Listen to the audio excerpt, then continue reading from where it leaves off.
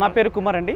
నేను జేఎన్‌టీయూ మంత్రి నుండి వచ్చానని. గత 14 సంవత్సరాలుగా జేఎన్‌టీయూ మంత్రిలో ఎలక్ట్రికల్ డిపార్ట్మెంట్లో అసిస్టెంట్ ప్రొఫెసర్ కాంట్రాక్ట్గా వర్క్ చేస్తున్నాను. సో మా సమస్యలు ఏంటంటే గత 14 సంవత్సరాలకి వెళ్ళి మా అధ్యాపక మిత్రులు మేమే కాదు, ఒక 10 నుండి 11 సంవత్సరాలు, మినిమం 5 సంవత్సరాలకి వెళ్ళి వర్క్ చేస్తున్నారండి. సో మేము అడిగినది ఒకటేంటండి, ప్రభుత్వానికి ఒకటి దృష్టి తీసుకెళ్తున్నాము. ఈ మధ్యలో ఒక జీవో రిలీజ్ చేశారు, జీవో నెంబర్ 21. ఆ జీవో నెంబర్ 20 వల్ల మా ఎవరైతే 12 విశ్వవిద్యాలయాల్లో వర్క్ చేస్తున్నారో ఏ అధ్యాపకుడు కూడా, ఏ కాంట్రాక్ట్ అధ్యాపకుడు కూడా ఫిట్ అవ్వడండి. సో మీ జీవో నెంబర్ 21కి అలాగే రిక్రూట్మెంట్కి ఎగ్నెస్ట్ కాదండి, దానికి మీ వ్యతిరేకం కాదు. బట్ వాళ్లకు మీరు ఈ జీవో నెంబర్ 21 మీరు ఏదైనా చేసుకుని దానికంటే ముందు మాకు ఉద్యోగ భద్రత ఇవ్వని మేము అడుగుతున్నాము. ప్రభుత్వం దృష్టికి అదే తీసుకొస్తున్నామండి. ఇది గత 18 నెలలుగా టీఆర్ఎస్ గవర్నమెంట్లో కావచ్చు, ఈవెన్ ఇప్పుడు కాంగ్రెస్ గవర్నమెంట్ కూడా ఇదే వేడుకున్నాము. బట్ ఇప్పటికీ నిర్లక్ష్యం చేస్తున్నారు.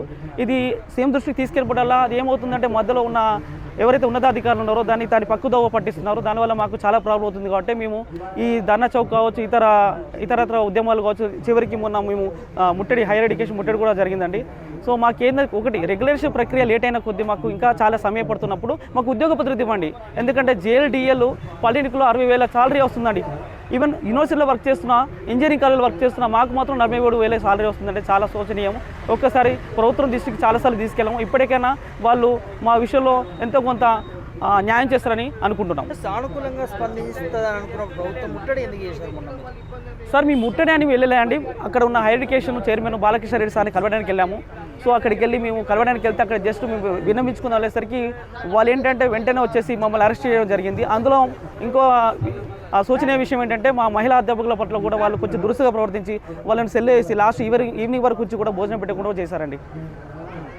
ఏం చెప్తారు మరి? ప్రభుత్వం గతంలో ప్రతిపక్షంలో ఉన్నప్పుడు మీకు హామీ ఇచ్చింది, గతంలో ప్రతిపక్షంలో ఉన్నది వాళ్ళే, మంత్రులుగా ఉన్నారు, ముఖ్యమంత్రి కూడా ఉన్నారు. నేను ఒకటి అడుగుతున్నానండి, ఎవరైతే అసెంబ్లీ సాక్షిగా శ్రీధర్ బాబు గారు కావచ్చు, సీతక్క గారు కావచ్చు, చివరికి డిప్యూటీ సీఎం బట్టి విక్రమ్ గారు కావచ్చు, మా తరపున ప్రతిపక్షంలో టీఆర్ఎస్ గవర్నమెంట్ అసెంబ్లీ సాక్షిగా ఏదైతే వాగ్దానం చేశారో, ఏదైతే అసెంబ్లీ సాక్షిగా మేము ఈ కామన్ రిక్రూట్మెంట్కి వెళ్ళే బదులు విశ్వవిద్యాలయంలో వర్క్ చేస్తున్న వాళ్ళందరికీ రెగ్యులరైజ్ చేయని చెప్పేసి ఏదైతే చేస్తారో దానికి కట్టుబడి ఉండక ప్రభుత్వం వచ్చాక దాన్ని మమ్మల్ని విస్తరించడం చాలా శోచనీయం అండి. ఎప్పటికైనా ప్రభుత్వం కళ్ళు తెరిచి మా విషయంలో చాలా న్యాయం చేస్తామని అనుకుంటున్నాం. మాకు ఒకటే అండి, రిక్రూట్మెంట్కి మేము ఎగ్నెస్ట్ కాదు. మాకు రిక్రూట్మెంట్ వెళ్ళే ముందర మాకు ఒకటి రెగ్యులరైజ్ చేసి అది లేట్ అయ్యే పక్షంలో మాకు సెక్యూరిటీ అడుగుతున్నాం. అది ఎలాంటి సెక్యూరిటీ అంటే basic DA, HRA with 3% annual ఇంక్రిమెంట్తో కూడుకున్న జాబ్ సెక్యూరిటీ కావాలని కోరుకుంటున్నామండి. కంపల్సరీ అండి, మేము అందరూ ఫ్యామిలీస్ రోడ్ మీకే పడుతుంది. ఎందుకంటే రిక్రూట్మెంట్ చేశాక మా పొజిషన్కి ఆ ఎగ్నెస్ట్ పోస్ట్ మేము అదే పోస్టులో ఉన్నామండి. అదే పోస్టులో కలిసి ఇన్ని సంవత్సరాలు సర్వీస్ ఇస్తున్నాం. ఇన్ని సంవత్సరాలు సర్వీస్ ఇస్తున్నాం. మన సర్వీస్ను కన్సిడర్ ఎంత కూడా కన్సిడర్ చేయకుండా మమ్మల్ని రోడ్డు పైకి నెట్టేసే ప్రయత్నం చేస్తున్నారు. సీఎం గారు సానుకూలంగా ఉన్నప్పటికీ, ప్రభుత్వం సానుకూలంగా ఉన్నప్పటికీ ఇక్కడ మధ్యలో ఉన్న ఉన్నతాధికారులు, వాళ్ళు వైస్ ఛాన్సలర్లు కావచ్చు, దానికన్నా ముందున్న స్థాయిలో ఉన్న వాళ్ళు కావచ్చు, మా విషయంలో నెగిటివ్ ఫీడ్బ్యాక్ ఇస్తున్నారు గవర్నమెంట్కి. దానివల్ల మాకు ఏంటంటే వీళ్ళు కరెక్ట్గా సూట్ కారు, సో నోటిఫికేషన్కి వెళ్ళొచ్చు.